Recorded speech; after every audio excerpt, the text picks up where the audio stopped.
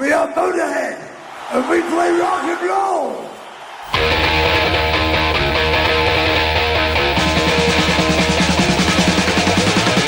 They were the band who built a new wave of heavy metal out of the crumbling ruins of punk and speeded rock and roll up until it almost left the ground.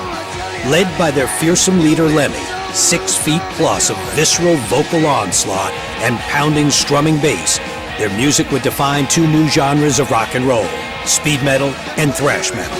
Lemmy was the godfather. You know, he was the one that, if it weren't for Lemmy, we wouldn't be here. You know, Guns N' Roses, Nirvana, Alice in Chains, 9 Inch Nails. Modern rock music would be completely different. Motörhead's founder and leader, Lemmy Kilmister, would grow up to be Jimi Hendrix's roadie, soak up the music of 60s London, get arrested with drugs hidden in his underwear, and finally form his own band, Motörhead. Motörhead was one of the main reasons that I wanted to start a band myself and play music. But behind the band's fearsome stage appearances were hidden some human tragedies that would take their toll on this wayward band of brothers. But nothing would stop Lemmy. There's only one Lemmy, and there'll never be one. There wasn't one before, and there ain't gonna be one after. I'm gonna get hold of this camera and ram it down your throat. This is the blood and guts, lust, drugs, and musical roller coaster ride that is the story of Lemmy and his band. This is Motörhead, the story behind the music.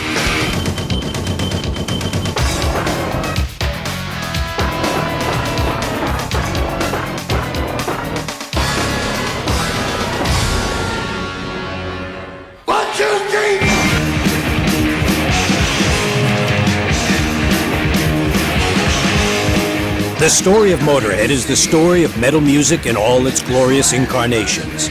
They're considered forefathers of both thrash and speed metal. They ruled the world with an uncompromising sound and attitude, and terrified those who saw them.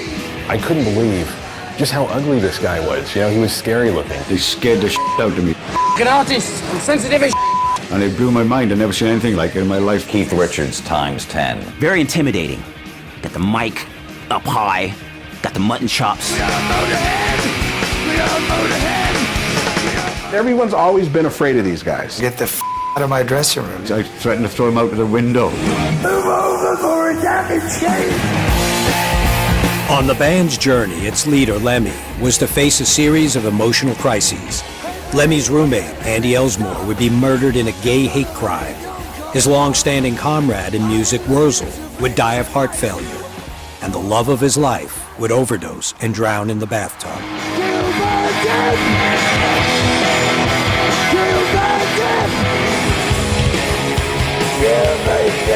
40 years later, they are still playing rock and roll and living up to their lock-up-your-daughters reputation as world-class hellraisers and high-octane, foot-on-the-floor bad boys.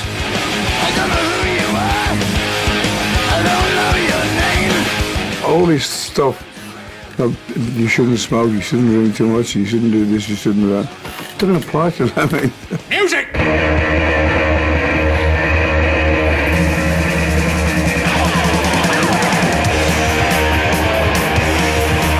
No one who hears their music is ever quite the same again. First time I saw Motörhead or heard of them was that Young Ones episode where they played Ace of Spades. I'm a shade green. The only gun I need is the ace of spades. The ace of spades. It was rock, it was metal, it was punk, and it was blues. And you just get this incredible noise. Not so bad, baby, I don't care. A coffinous double bass. It was loud as I hadn't seen anything that balls to the wall, sort of rock and roll in a while. and I instantly became completely addicted. If there wasn't a Motörhead, there wouldn't be a Metallica.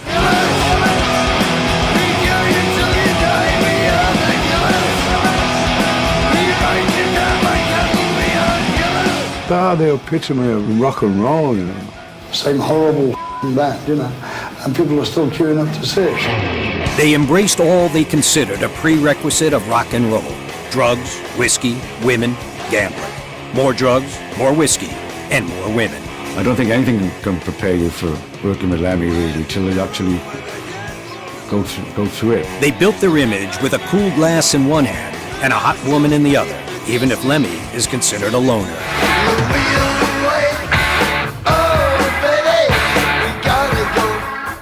He's definitely not in bed by 10 with a glass of milk kind of guy.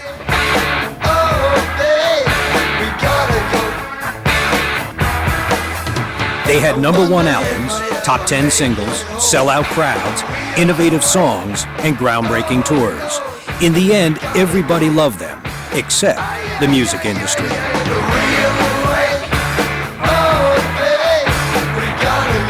I looked up to Motörhead because I always felt like nobody told them what to do. I love Lemmy's attitude because he's just like, hey, if you don't like it, off. I don't make music thinking about you.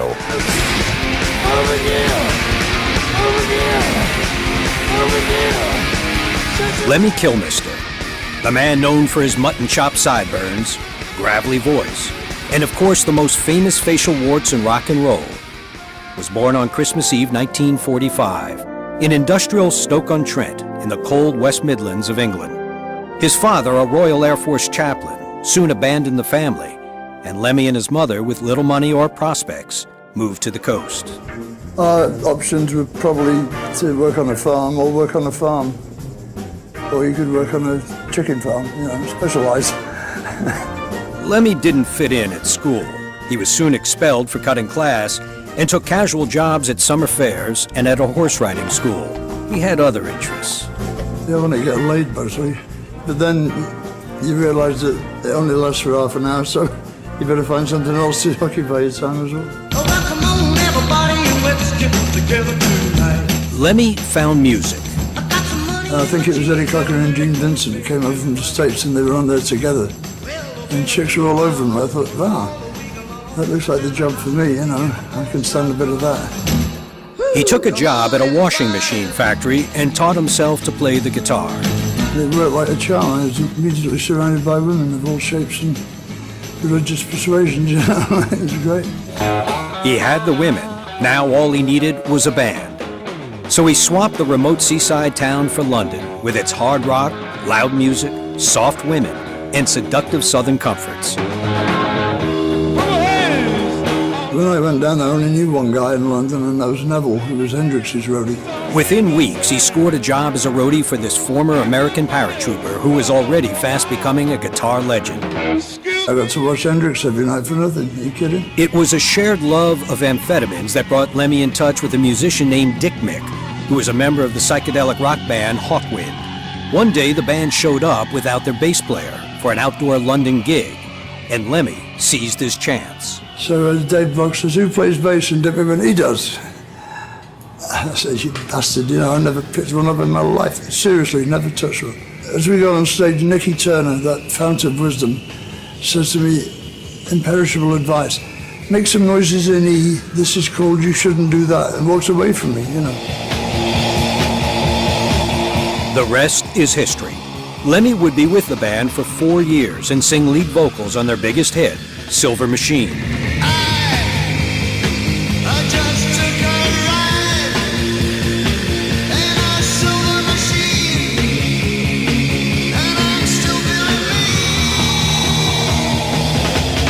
We're all quite weird-looking characters. The band themselves were all quite strange-looking characters for a start, and Lemmy fitted in wonderfully well.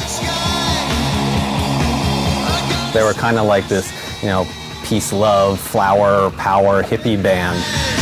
But tragedy was about to rudely invade the peace and love world of Hawkwind. My dad once went out with a woman that he really fell in love with when he was very young. He must have been about 17. The woman was a dancer called Sue. Yeah, well, they weren't going well for Sue, you know, because she went off doing a job in Beirut dancing. Came back with this massive smack habit. When Lemmy returned home one day, he found Sue dead in the bathtub from a heroin overdose. That's what happened to my generation, you know, he got sucked in his tracks by heroin, you know. That's why I hate it. He really loved this girl. He found her dead in the tub, and I can recall, he sat in an armchair for like 3 days. Some of the time you can't even picture her face, but I can picture Susie. Coming up, Lemmy gets fired from Hawkwind, forms Motörhead, and ends up recording one of the greatest metal anthems of all time. I would rather have Ace of Spades than £1 million in the bank. The only gun I need is the Ace of Spades. The Ace of Spades. When Behind the Music continues.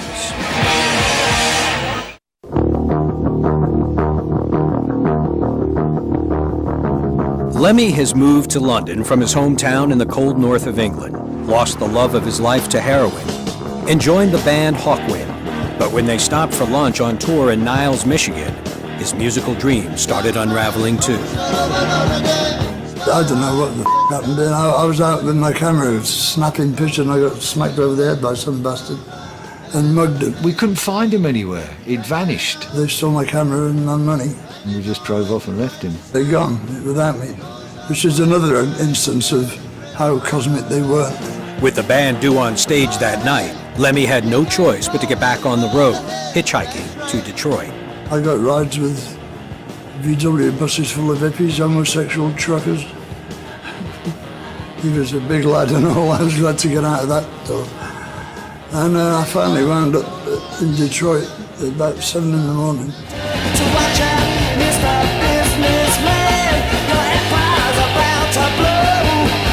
Hitchhiker Kilmister made it on stage, but the next day at the Canadian border, his luck ran out when he was searched. And they found some white powder on him. I got busted for what they charged me with was cocaine, but it wasn't, it was speed, so it was wrongful arrest, so the case was dismissed. We were playing in Toronto the next day, and they kept Lemmy overnight, which was the final straw. And they fired me at 4 that morning, because they couldn't get my replacement over there fast enough, apparently.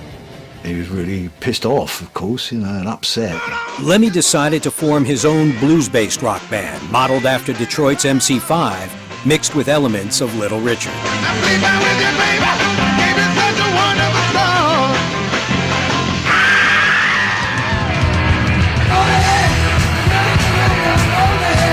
They took their name from the last song he ever wrote for Hawkwind, Motörhead. It's American slang for speed freak, or like motor mouth, Motörhead, you know.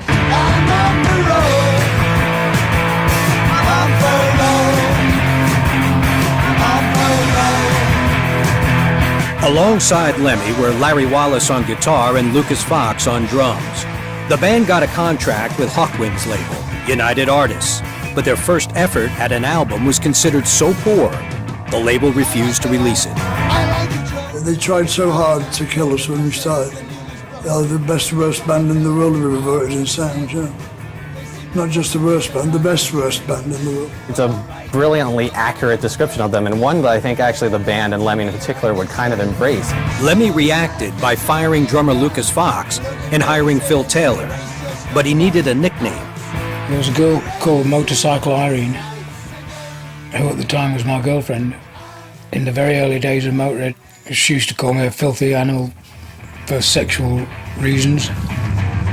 Filthy Animal's drumming was to fast become a trademark of the band.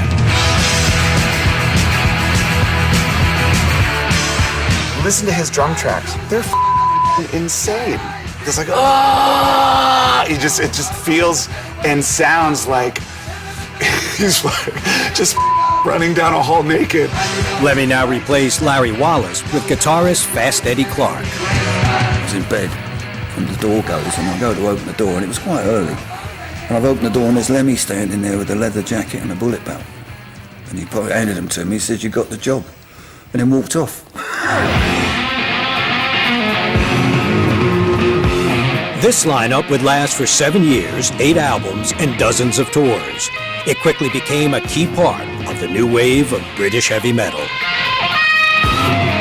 Motörhead is the band that helped create, metal in the form that it is today. Lemmy was the godfather. He was the one that, if it weren't for Lemmy, we wouldn't be here. If there wasn't a Motörhead, there wouldn't be a Metallica. Guns N' Roses, Nirvana, Alice in Chains, 9 Inch Nails. Modern rock music would be completely different. The band was now working well together on stage, But offstage, fists were flying. Phil was the chief hellraiser, actually. Phil and Eddie were always fighting each other. Artist, I'm sensitive as After a certain point, Phil starts lashing out. I find it very similar to England. Stop doing that, else I want to nut you. You know, we'd have a good fight, punch each other a couple of times, and then we'd have a laugh about it. Motörhead was playing gigs and recording, but the world wasn't listening. Nobody wanted to sign Motörhead because everybody was scared of us, because we looked like nutters, you know what I mean? And plus the music was, for them days, it was a bit raw. Soon they were penniless and living in a squat. We didn't have a pot to piss. We were starving in the early days. I mean, we didn't have nothing. I mean, nothing.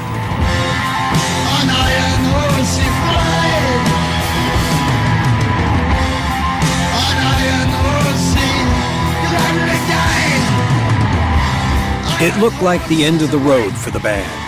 Lemmy said, we're breaking up, we've had enough, we can't take any more of this. Then Chiswick Records offered the band 2 last chance days in a remote rural studio to pull it all together. The behemoth that was Motörhead descended, as did a pile of white powder. They sounded fantastic. A lot of energy. They just went in and went for it. I think they stayed awake for days. The album Motörhead charted at 43, but a few months later, with the band about to headline its own tour, Phil got into a fight with a roadie over a girl. And then he said the wrong thing, and I just smacked him right in the mouth and broke my knuckles. This time it's so bad that we've had to cancel the tour. So what are you going to do? Over here! Over here! Shut up! What Lemmy did was more, not less, recording 2 Motörhead albums in 1 year. Overkill and Bomber.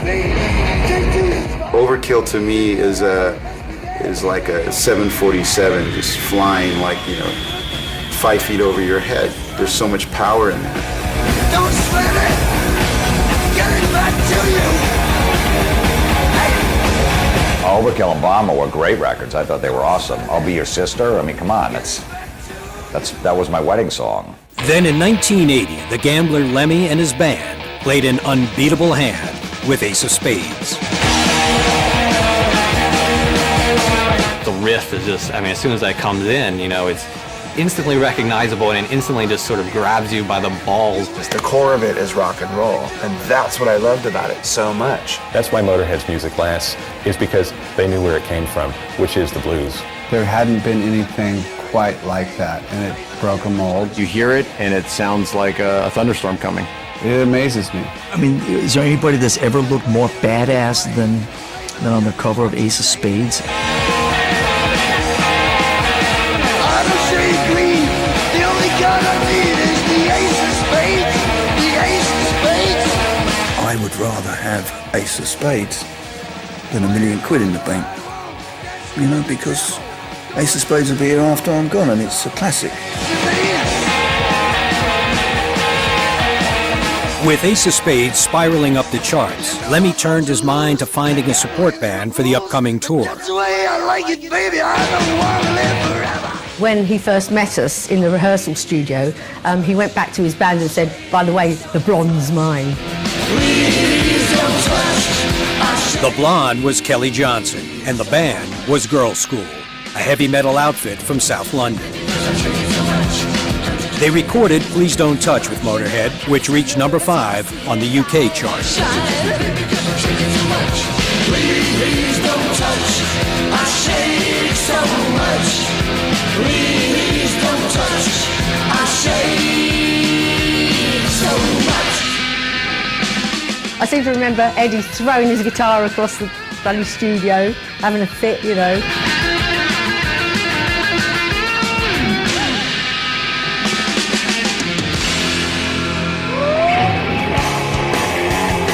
Coming up, Lemmy faces some dramatic personal challenges, and the disintegration of the classic lineup begins.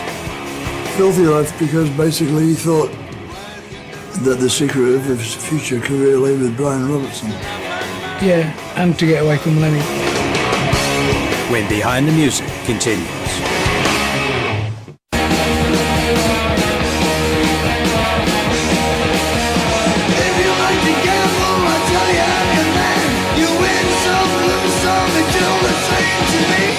Chart success had catapulted Motörhead into the high life, but being high had a cost.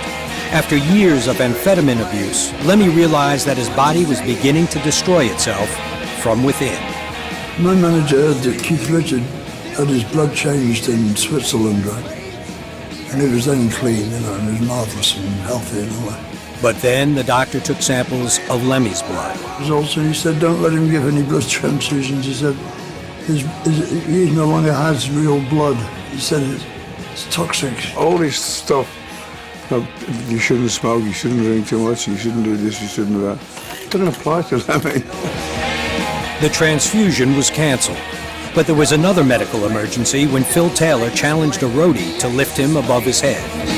He fell over backwards and I went down and landed on my head, which was a bit painful. And so that's how I broke my neck.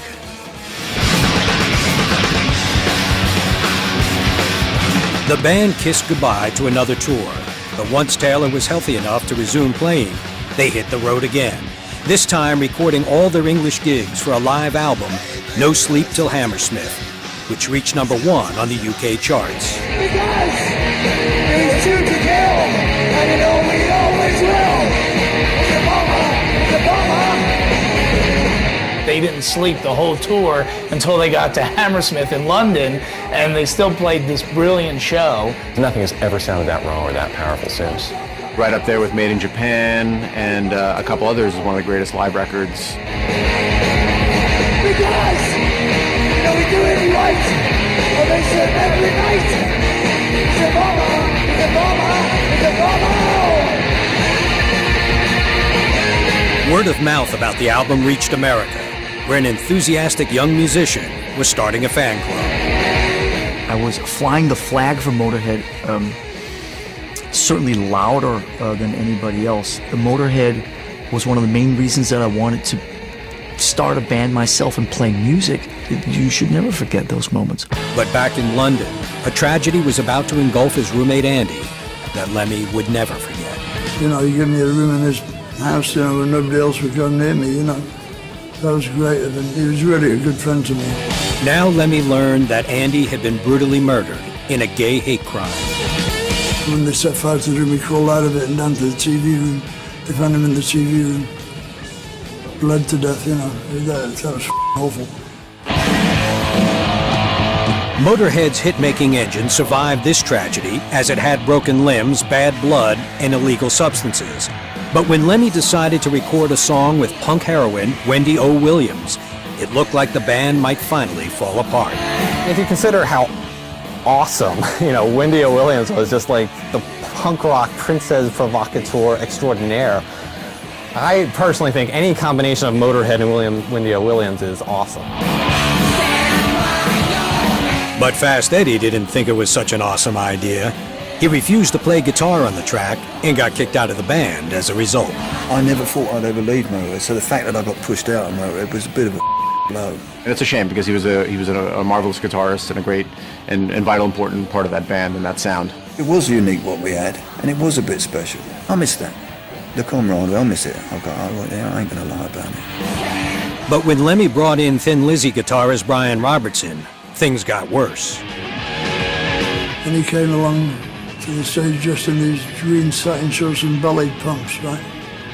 And a see-through mesh t-shirt. That's just not the right look. You look like the singer in Loverboy.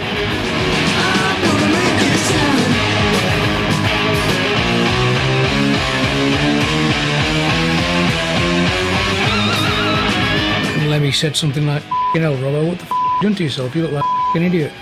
A Hell's Angel at a London gig agreed. When I heard him, he said, "Who's that?" And Trump said, "It's my original guitarist." Ah, let's kill him. I thought about it, I think I saved his life.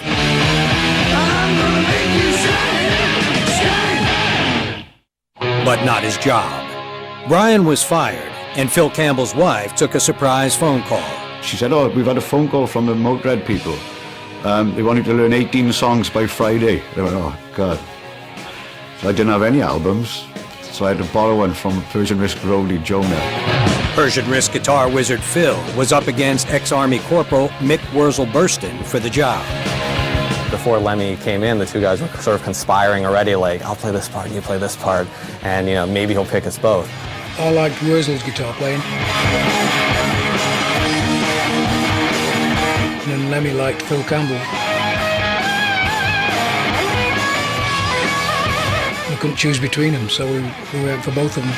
But no sooner were Phil Campbell and Wurzel on board than drummer Phil Taylor announced he was leaving the band. Filthy left because basically he thought that the secret of his future career lay with Brian Robertson. Yeah, and to get away from Lemmy. Phil Taylor was replaced by former Saxon drummer Pete Gill.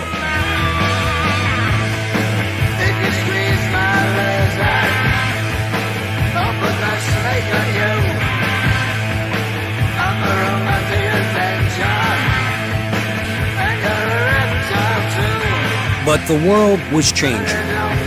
You had bands like Bon Jovi coming into view, Motley Crue, Poison, Kix. Brahms Records decided Motörhead was dead and didn't want another album from the band. Coming up, Lemmy heads for the bright lights of Hollywood, but his best friend leaves the band and the world behind. I love Wurzel. He was my best friend in the band for ages. When Behind the Music continues. Thank you.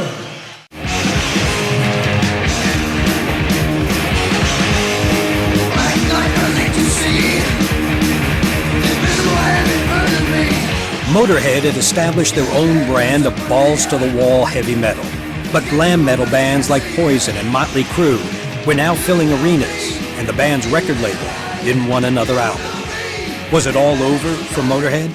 The hair metal and the stuff coming out of LA was so popular and all those bands were playing arenas that Motörhead kind of got pushed aside. But Lemmy wasn't that easily pushed aside. He took the album over, and in 1985, No Remorse reached number 14 on the UK charts as the fans came banging back.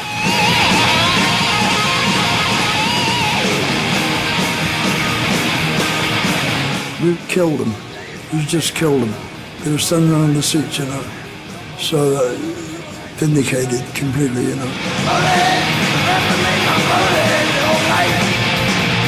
The band was on a roll. But then in 1987, new boy Pete Gill made the mistake of keeping Lemmy waiting when he called to collect him for rehearsals. I could see him around out there, and we were all sitting in the car waiting. It was just the last straw. And he came sauntering out, and I said, "Hey, you're fired," and we drove up. So that was him. Happily for Lemmy, Phil "Filthy Animal" Taylor had discovered that work was hard to get, and he now rejoined the band. It was like getting back with a girlfriend that you were madly in love with, and just realised you should never have left. You wanna hear that? What? Us? Watching on the road, doing taking on the girls, turn the light around, around the world. Lose the speed, never gonna go. Being on the lady with the money traffic go. But it wasn't a loving reunion for Filthy Phil and his old sparring partner, Phil Campbell. Within the dressing room, we were about 30 minutes before we go on. I said, "Filthy, you drum like a and he punched me, and there was a step in the dressing room, so my ankle went over and snapped. Phil Campbell spent the rest of the tour seated on stage.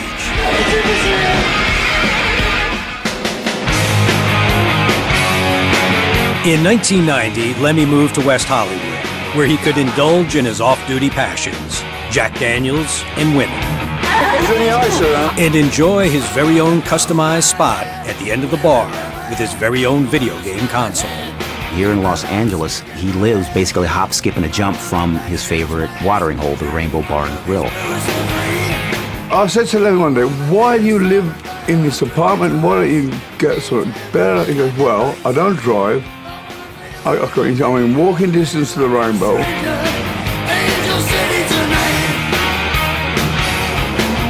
The first time I ever met Lemmy, I was in a strip club in Los Angeles. Crazy girls. He looks at me and he says, "Hey, I'm sorry about your friend Kurt." And to me, it was a perfect thing to say. Lemmy has also grown closer to his son Paul. Born in 1965, He grew up with his mother, but has kept in touch over the years, and was even a guest musician on the band's last gig of its 1997 tour.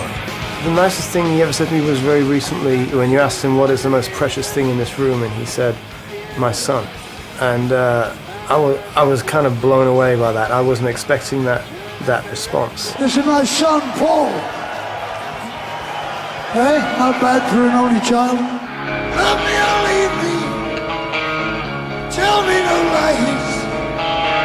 Lemmy clearly values his relationship with Paul, but despite sleeping with over 1,000 women and counting, he still shows no sign of settling down. Steal your heart in the night.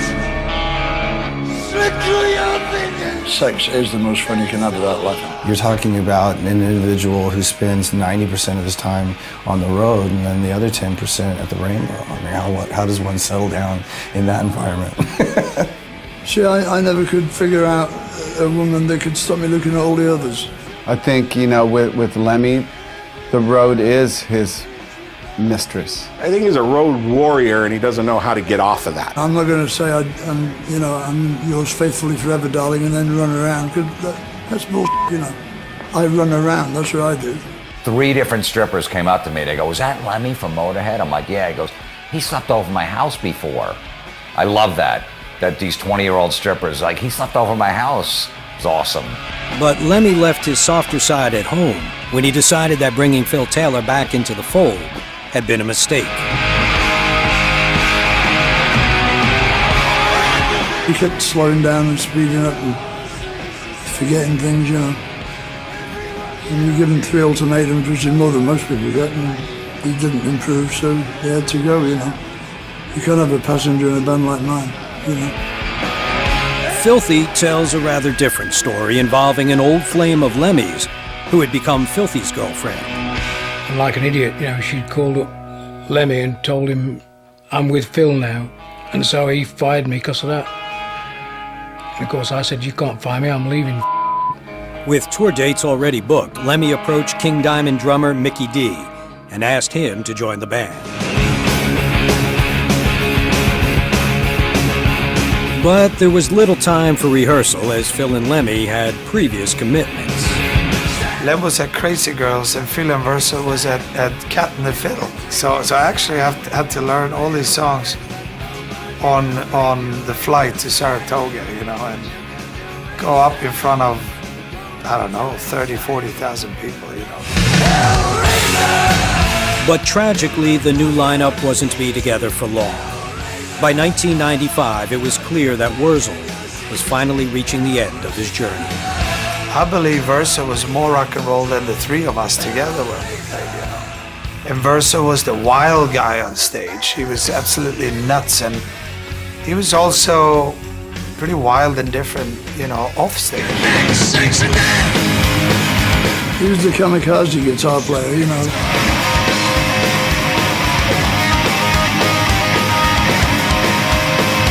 He drank himself to death in the end, unfortunately.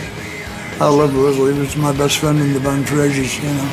Wurzel left the band after recording Sacrifice in 1995, a fitting epitaph for his commitment. He would die of a heart attack in 2011, still mourned by his friend. When he died, it was f***ing awful, you know. I mean, they say the good ones go too early. Well, he was one of them. What are you going to do, you know? Wurzel's departure unsettled Lemmy, but it had a silver lining. Now Motörhead had their most enduring lineup ever: Lemmy, Phil Campbell, and Mickey D. But they desperately needed to break the States. This great band from England that no one heard of in the States until they did the Ozzy tour. So that was a real defining moment.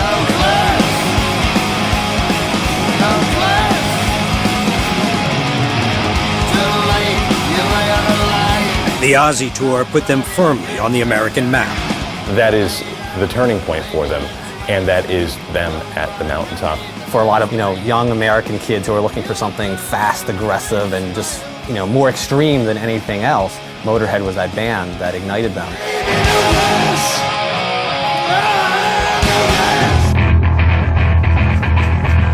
Coming up, Motörhead finally gets the respect it deserves, thanks to Metallica. Just inspiring to play music with him because it's such a vibe. And old habits die hard. When Behind the Music continues. God save the Queen. Apache's regime. They made you a moron. Motörhead was now in the mainstream with 16 albums and sales of over 25 million behind them, and legions of fans worldwide. But the band members were just as combative as ever, both on the road and in the studio.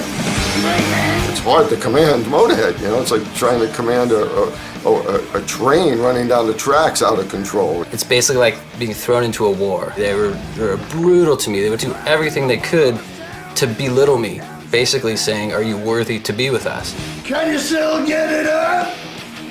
Or are we pushing too hard? I think if you ever had a beautiful girl, you had to use your MasterCard. The studio security cameras showed who else was helping out with the recording sessions. You know, there was women undressed at times running through the halls, and, you know, I'd get a call and have to go up and see security, and we can't have this, you know. Gotta wear clothes in this place. I don't know who you are. I don't know your name.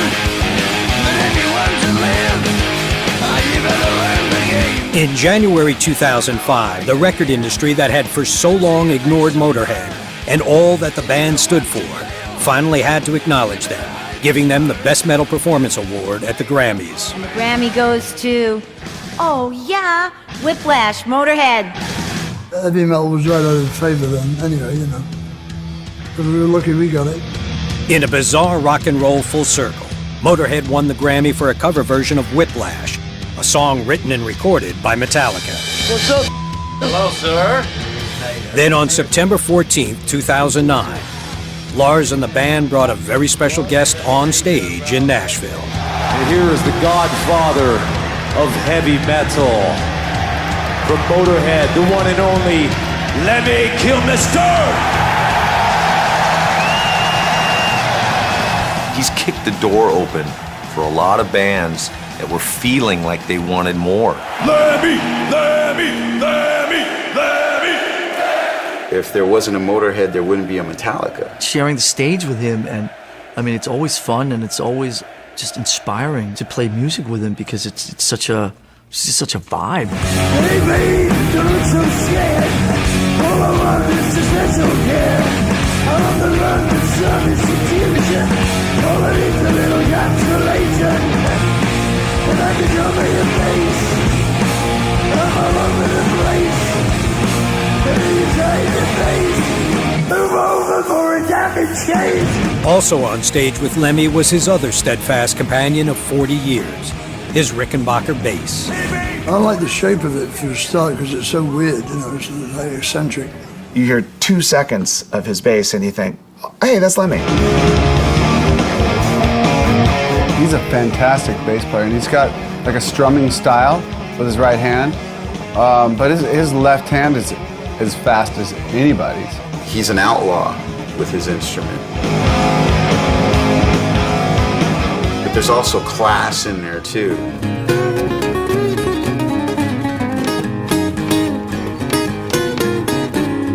Since then, thanks in part to this class, the band has remained a constant touring and recording machine.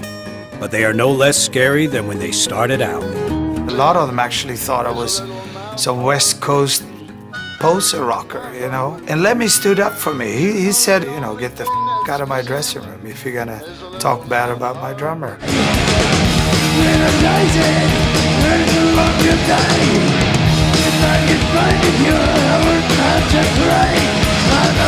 The various lineups of Motörhead have made a determined musical journey through a land of fights and fury, deafening decibels, backstage Babylon, drugs, and women. So nearly 40 years on, what does the future hold for the band? Motörhead stop?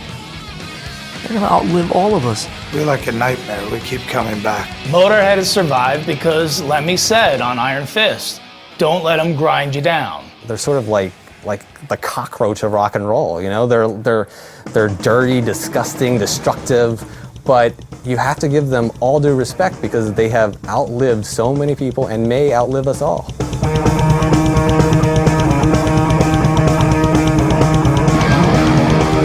And how will the man who has led Motörhead from London in the 70s to international respect and recognition today be remembered? Lem, being an old bastard. A straight shooter. I mean, no bull with Lemmy. He lives rock and roll. Everybody wishes you could drink your jack, smoke your cigarettes, and do the things he does, and do all these women all around the world all your life, every day on 11. You know what I mean? He lives the life that you see every day. He'll be Keith Richards times 10, where people say Keith Richards, what a badass, and he, you know, oh my God, what a rebel. No one comes close to Lemmy. And nothing against Keith, but not even going to be close. He went into industry, did it his own way, exposed everything for what it is, and stayed Motörhead. A genuine rock and roll hero and somebody who was sincere, didn't take any didn't get pushed around, did what he wanted to do, and was a genuinely good guy doing it. He never got fluffed out. He never got Gucci'd. He doesn't want that lifestyle of limos and people standing there with cameras flashing at it. So he's still like the real guy. Because most rock stars are full of a lot of it's smoke and mirrors, you know? He's 100% for real. He just tells you as he feels, which that's what I admire about him, because he don't give a if you're Elvis or Ozzy, he'll tell you what he thinks, you know. No bull. I'm proud of being honest, if I can, you know, and I'm proud of being a gentleman, which is, I know, both kind of irrelevant these days, but I'm quite proud of them, you know. If they are virtues, then I got them. Apart from that, they can all go f*** themselves.